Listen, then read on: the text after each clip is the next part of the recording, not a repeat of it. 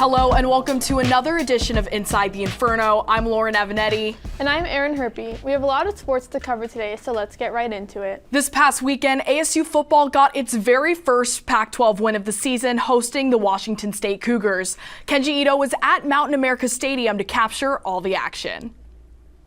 A reunion for linebacker Trey Brown and defensive coordinator Brian Ward as the Washington State Cougars came to Tempe. It was not the best outing for the Sun Devil defense, giving up 400 yards, but they made the biggest stops when it mattered most. We had to come out and do our 111th. Obviously, we were up 2 scores, so we were trying not to let them score at all. That's the goal. When we executed, on our plays. We had good communication, which was one of the big keys to.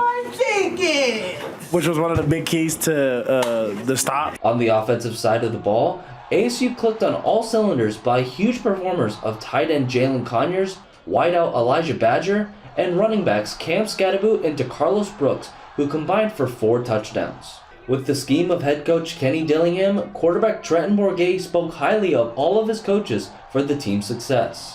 You know, it's been exciting, you know, being a quarterback that, you know, is pretty much like another coach on the field. To have so many offensive masterminds, you know, with Coach Dilly and Coach Baldwin and Iguano and Coach Mont. I mean, everybody on the offensive side, you know, they put their 2 cents in, and to see them, you know, all work together and, you know, find different ways to get the ball in the playmakers' hands, it makes it easy for me. The Devils picking up their 2nd win of the season, Coach Dillingham praised all 3 phases of the team. Attacking. The entire program is about attacking. It's a full approach. Right? You can't say you're going to attack on defense and not on offense and not on special teams and not be aggressive and go for it. If you're going to be in a mindset that we're going to play to win games and we're not going to play scared, then you have to attack. Next up, the Sun Devils faced the number 18 Utah Utes in Salt Lake City. In Tempe, Kenji Ito, Inferno Intel. Thanks, Kenji. With the Sun Devils win this past weekend, there's a lot to say about starting quarterback Trent Bray and his progress this season. Back for another edition of Trent's Percent is Inside the Inferno reporter Adam Coonan. Thanks, Erin. Well, after a disappointing outcome last week against the Huskies, ASU quarterback Trent Bray came out in full vengeance against Washington State. So it's time for another edition of Trent's Percent. Let's take a look at the stats here. Not gaudy numbers for Bray, but his efficiency and playmaking ability were key to the Sun Devils' success, as evidenced by that 82.1 QBR for him on the week. Now let's jump into the tape. For weeks, the Sun Devils have been working to try and perfect and mold this offense, but they haven't been able to put it all together. We've seen this aspect of the short passing game to playmakers like Badger and Conyers, but we've been waiting for them to push the ball down the field. However, in this game, Bray developed a certain swagger and sense of confidence that allowed him to make some huge throws down the field, as evidenced here with the throw to Troy O'Meary down the sideline. Then, with pressure bearing down on him, he delivers this dart on the outside on this 3rd and 7, as he's able to rifle it in there and move the sticks for the Sun Devils. Still a big situation there, as it's only a 3-point game.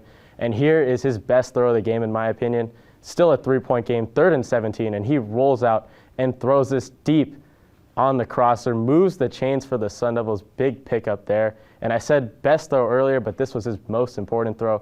Still a 1-possession game, but look at this matchup. Jalen Conyers on the outside, 1-on-1. Do you guys smell that? Because it smells like barbecue chicken, as Jalen Conyers has this 1-on-1, and he's able to roast past his defender here. Bray sees it, identifies it before the snap. He looks for him, and he finds him deep along the sideline. That's a game-changing throw for Bray, as the Sun Devils are able to score that would ultimately lead to them taking a lead and securing the victory. So, with that being said, what's Trent's grade on the week? After all the hard work he's put in these past couple of weeks, looking at the film, working at his craft, he gets his grade up to a 92, a big performance for Bray, who's able to get the A grade with a win over the Cougars. Bray can't breathe easy, though, as he will have to face one of the best defenses in the country in Utah next week. But overall, a great week for Bray, who picks up his first win of the season. Thanks, Adam. Now we take a look at this weekend's matchup. Kenny Dillingham's Sun Devils are looking to spark a winning streak for the first time this season as they head to Salt Lake City this weekend to take on the number 18 Utah Utes.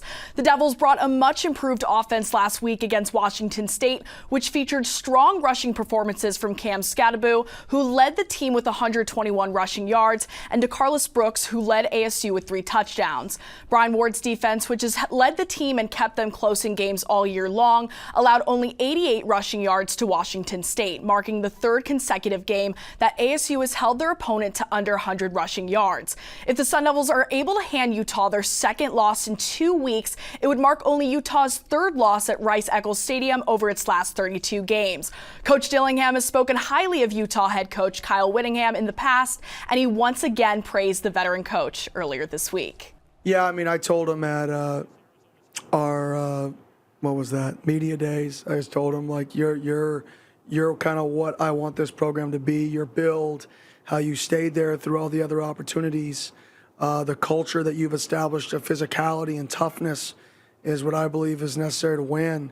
And I just told him I had a lot of respect for him, that I think he's one of the best coaches in the country, one of the most underrated coaches in the country. And I think that he made a choice to stay at a place and build it and do it the right way, and I couldn't have more respect for him as a football coach, as a person. Not nearly as cool as him. I guess he rides a Harley around. He embodies just, I think, what college football is supposed to be about. And I'm envious of him, and hopefully I can have the career he has had and is having. On the other hand, we'll be looking to bounce back following a 35-6 loss to Oregon, which snapped a home win streak that dated back to 2018. Utah's defense is nothing to take lightly, holding opponents to 17.5 points per game on average, which ranks 18th in FBS. Despite the absence of Cam Rising and others, the young bloods on the Utes offense are stepping up, with underclassmen tallying 86% of the team's rushing yardage this season. Compared to ASU's inconsistent special teams unit, Utah punter Jack Bowmeister finds himself on the Ray Guy Award watch list and leads the Pac-12 with an average of 46.1 yards per punt.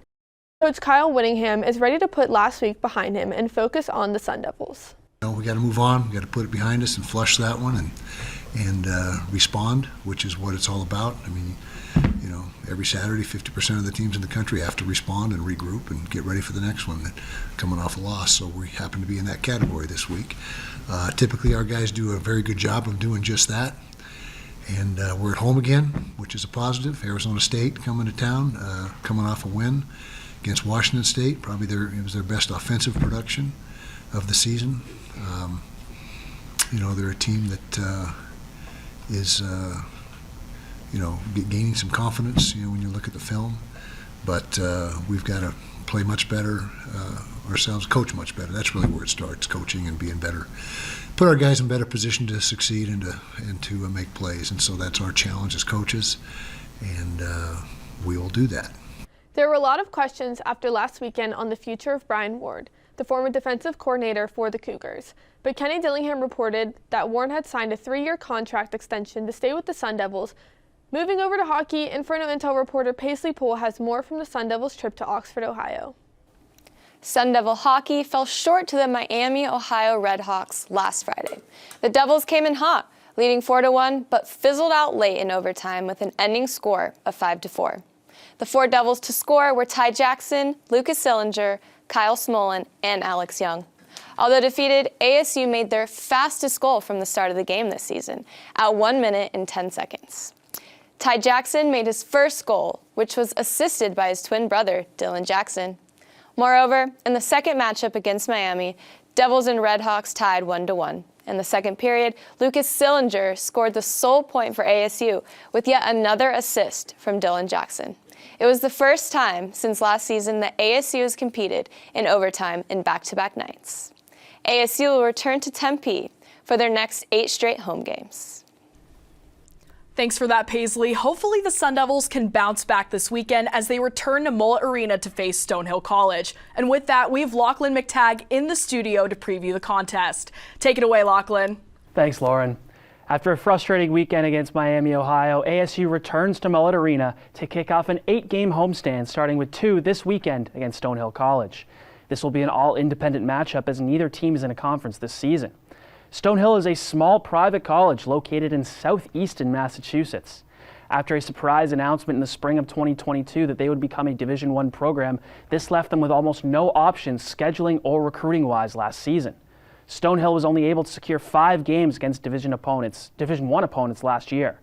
With this being their first full year playing mostly Division I programs, they've had a tough start, dropping their first 7 games this year. They've scored just 9 goals so far this season and have averaged a mere 17 shots per game. Stonehill have also given up 4 or more goals in 6 of their 7 games this season. On the flip side for ASU, Lucas Sillinger has emerged as their offensive leader, currently riding a 5-game point streak. In goal, redshirt sophomore Gibson Homer stopped 23 shots in his debut last Saturday. Last season, TJ Septenfelter started 36 of the team's 39 games. If Homer can develop into a stable backup, that no doubt benefits ASU down the stretch of the season. For now, expect the Sun Devils to flex their muscles on offense this weekend. Back to you guys. Thanks, Lachlan. Speaking of Mullet Arena, ASU Volleyball had a huge game last Sunday in Mullet Arena against the Stanford Cardinal. Inferno Intel reporter John Kinney is here with more. Lauren and Erin, the Sun Devils are coming off an historic game against number 3 Stanford by sweeping the Cardinal 3-0. This marks the first time the Sun Devils have swept the Cardinal since 1993. One key player in the match for Arizona State was senior outside hitter Marta Levinska. She led the team with 17 kills and 12 digs. Marta Levinska and Mary Schroll were named Pac-12 Players of the Week, and Levinska was also named the American Volleyball Coaches Association National Player of the Week and became the 5th Sun Devil to receive the honor. The Sun Devils were also named the NCAA Volleyball Team of the Week after their win against number 3 Stanford, and are currently ranked 15th in the country.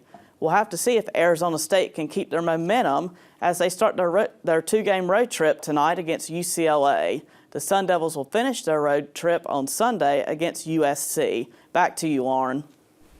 After starting out strong this season, ASU women's soccer has continued to struggle on the field, but they're not going down without a fight. Still looking to clinch a spot in the NCAA tournament, our Kendall Flynn has more.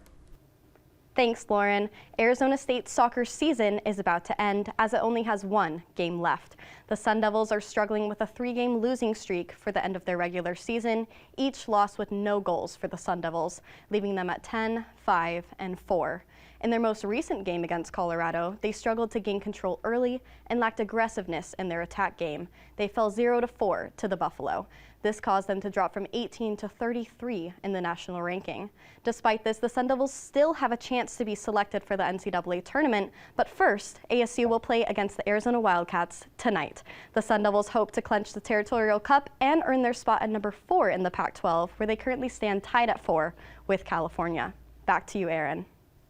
Thanks, Kendall. With temperatures dropping in Phoenix, it means wrestling season is ready to kick off. Here in the studios, Inferno Intel reporter Jack Bartlett with more. I've got a brand new segment for you guys. ASU Wrestling 3-Pointers takes a look into everything wrestling related to ASU and how it might impact the Sun Devils. Later tonight, ASU Wrestling will kick off their 2023-24 campaign with its maroon and gold scrimmage at Desert Financial Arena. Headed into the season, there's a few key pointers you should know, so follow along as I break down what Sun Devil fans should expect this season.